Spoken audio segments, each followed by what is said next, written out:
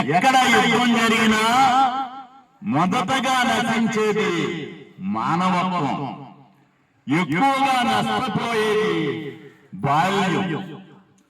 బాంబులు పడుతున్నప్పుడు కూలిపోతున్నది కేవలం భవనాలు కాదు, వేలాది బాలల కలలు, భవిష్యత్తు కూడా.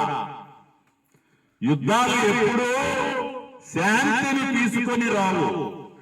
అవి కేవలం మరిన్ని కన్నీళ్లు, మరిన్ని చావులు, మరిన్ని అనాథలను మాత్రమే సృష్టిస్తాయి.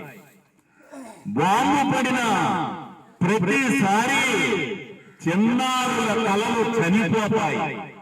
ప్రతి యుద్ధం ఒక తరం భవిష్యత్తును నాశనం చేస్తుంది.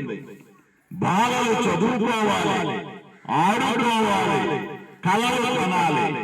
కానీ యుద్ధం వారిని భయం, ఆకలి, నిరాశల మధ్య బతికేలా చేస్తుంది.